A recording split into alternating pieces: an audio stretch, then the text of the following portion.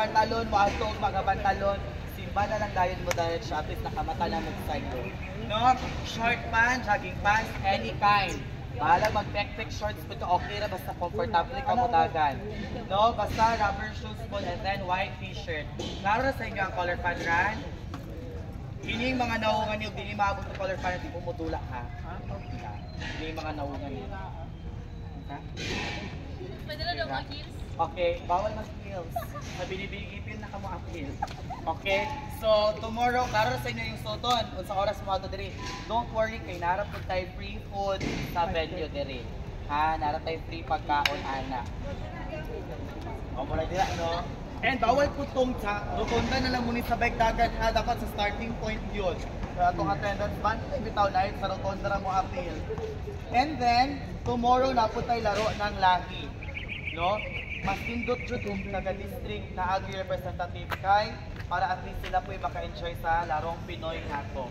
And, natay 10 pa ba sila? Ang larong Pinoy pila po? 10 or 5? Dili lang ang venue sa larong Pinoy. Okay, 10 ka larong Pinoy ang naaugma. And then, sa 10 ka book, nadyo na siya prizes tanan.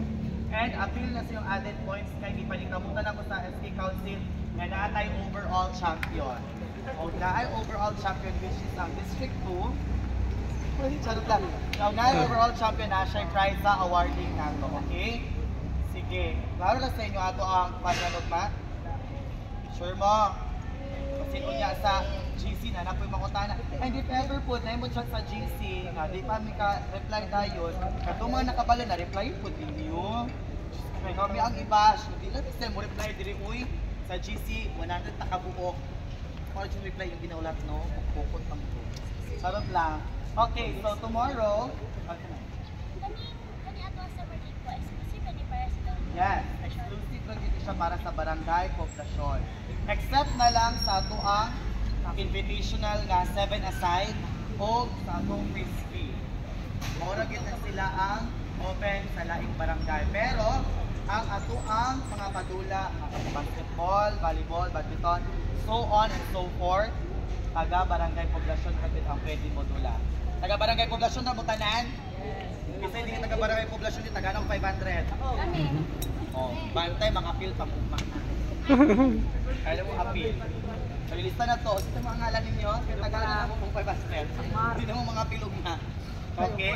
So, tomorrow, duha ka event ato tomorrow. Ang color fun run o ang pagkahapon na atay basketball clinic para sa midget. Okay, ang naputang na mo dito sa amo poster 9 to 14 years old lang sa clinic, pero pwede na gid mo appeal maskin pag 5 years old, 6 years old. Di naman sila modula. I-training na sila, itudluan na sila modula og basketball. Okay, baka na mo manggod. And girls, open po siya sa kato mga gusto mo appeal og basketball women. Pwede gid kay mo appeal og sa basketball clinic. No? And kasi gusto mo appeal og basketball women dere. Kasi kung stop it mo appeal sa basketball women. No? Okay, dapat na ay district na mo appeal og basketball women. If inyong district walay mo appeal basketball women, see you next summer league. Tama mo, dara mo? Basketball women? Padulan sa sila ka. And then, papila natin ang lula. okay, so, atong basketball clinic, magsugod siya alauna for 14 years old and below na siya ha.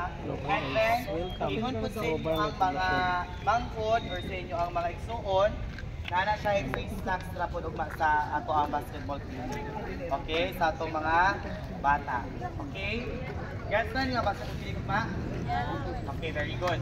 Next event nato kay ang ato ang basketball men 15 to 30 years old.